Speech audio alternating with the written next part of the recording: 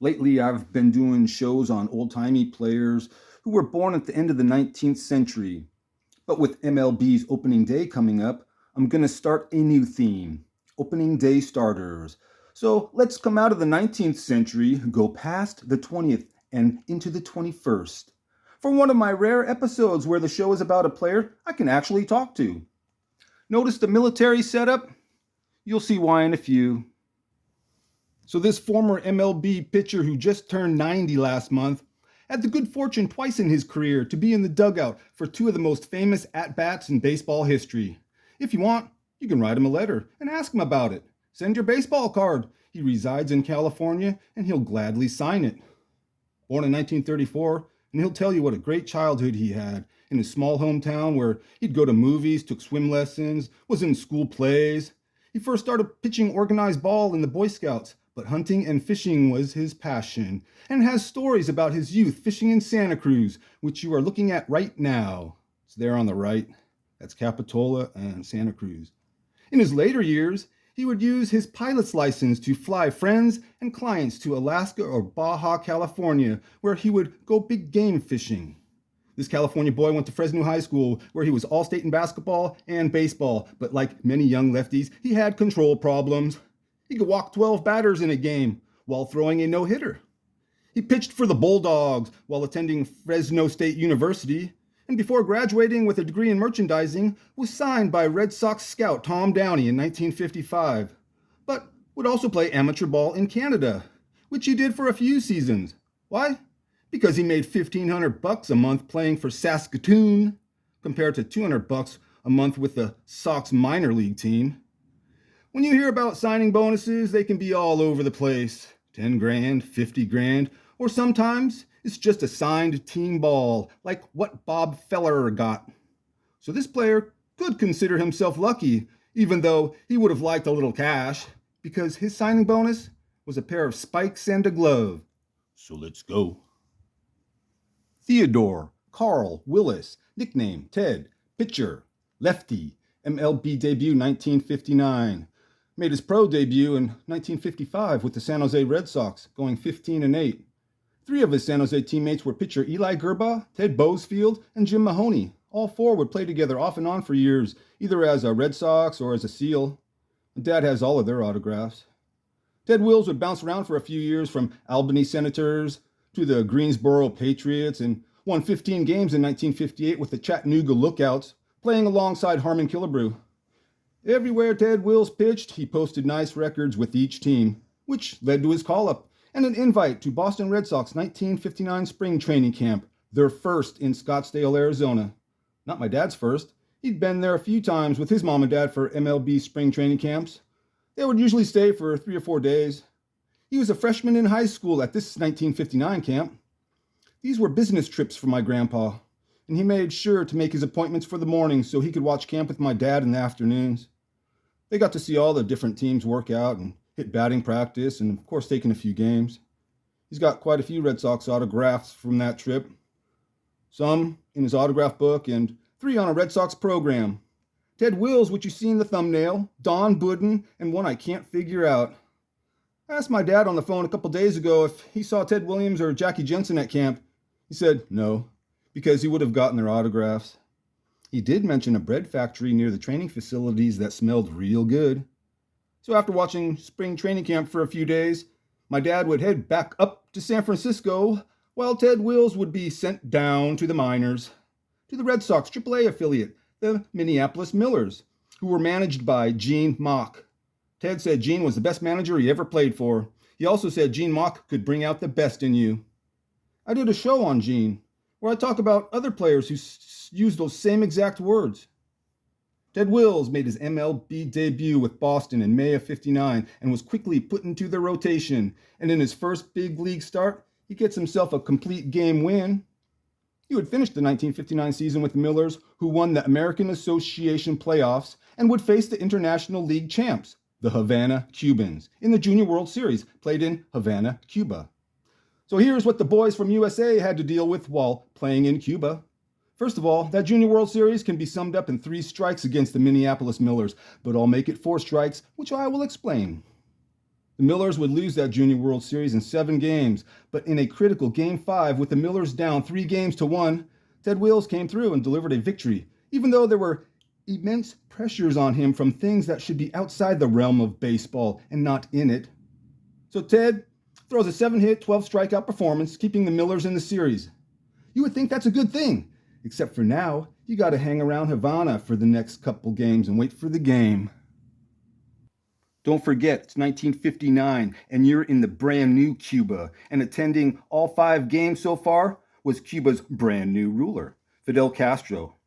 Getting back to the strikes, that's strike 1. Because it's 1959 and because you're playing in Cuba, of course there were soldiers outside the stadium and more patrolling inside the park, all of them carrying machine guns. There's strike 2. And to top it off, your team is not used to the very hot and sunny as well as humid weather like the Cuban players are. There's strike 3. So let's see, you're playing against a great Cuban team who has all the fans, the troops, and the leader of the country cheering for them.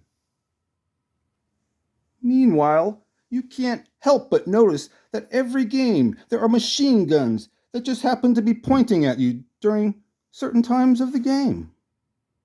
Coincidence or all in your mind? Maybe you're just starting to get a little paranoid. But you figure with all those guns around, some of those gun barrels are bound to find you. I'd call that strike 4, game over, let's go home. Ted Wills summed up the whole situation with this quote that sounds like it came from a guy who graduated college. He said, "Being surrounded by armed soldiers was not conducive to one's concentration of the game." The way I see it, there's only a couple of sporting events where you might get shot with a bullet or pierced by an arrow. Those would be Olympic events where they use bullets and arrows, and it would be an accident. But when playing the game of baseball, getting shot should not be in the back of your mind like it was for Ted Wills and the boys. Ted was still with the Millers to start the 1960 season, but with Boston in last place, he was called back up just in time to witness what must have been a very disturbing sight. So the Red Sox had tried everything to try and alleviate Jackie Jensen's fear of flying, and as a last resort, they let Jackie see a nightclub hypnotist named Ellen.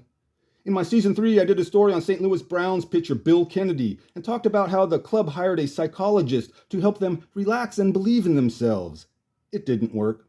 For this particular situation, the Red Sox staff got the entire team together and let this shaman work her magic on Jackie. Did it work? Can Jackie now fly without fear? They'd have to wait till later to find that one out, and they would, and it didn't. But like any good hypnotist, they are looking for a rube as soon as they enter a room, and to prove they are legit, they will bring that rube up on stage and perform the old standby. Make somebody act like a chicken. So what do you think this charlatan did to Red Sox catcher Jim Pagliarione? Made him act like a chicken. The players laughed and shouted as their catcher started walking around the team acting like a chicken and making clucking noises.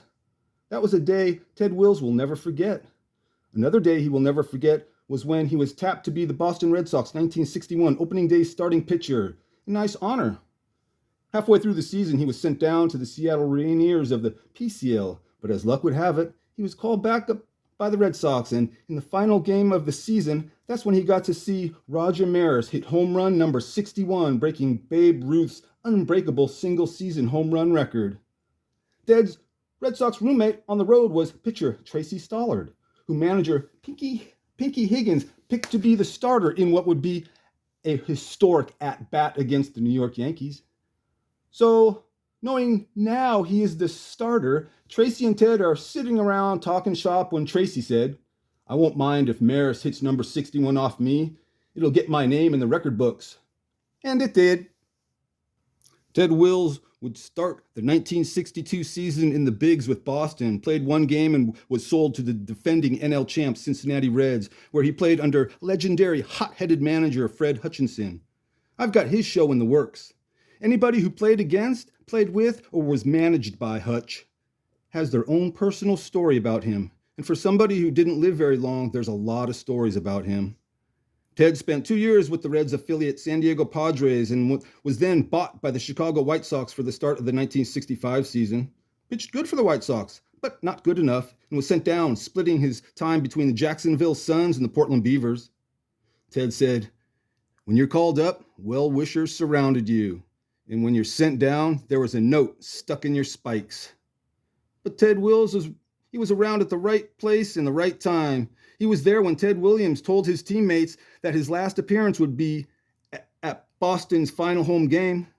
The splendid Splinter then told the boys he was going to hit one out, and in the 8th inning, he did. Ted Wills said seeing that historic at-bat was one of his greatest thrills in the majors. So after playing pro ball for 11 straight seasons, and now 31 years old, he decided to call it a day. He lights up when talking to a reporter who paid him a visit at his home and talks with pride about guys he played next to like Ted Williams, saying he was a wonder to watch hit and how he had the best eye in baseball and could see the ball feet before swinging. It's at this time in the interview that Ted Wills, who was pushing 80 at the time, was quick to get up out of his easy chair and walks over and stands side by side next to the reporter and says, "You're the catcher." Then he takes 4 steps away and stops and says, "This is the distance where most batters have to decide if they're going to swing or not." Then Ted takes 2 steps back towards the reporter, standing 2 feet away, and says, "This is all the distance Ted Williams needed." And to this day, Ted Wills is surprised as he walks back from his mailbox that a middle-of-the-road pitcher like himself still has folks requesting his autograph. So I will leave you with this, another Ted Wills Red Sox story about the time he came in for a 2-inning appearance at the end of a game in 1961. The first inning, he came in to pitch 3 up and 3 down. Perfect. The next inning, well, so the Red Sox are playing the Yankees, who are visiting and are on a 15-game win streak. Ted Wills enters a tie game in the top of the 9th. He retires Gil McDougall, then sits down Tony Kubek.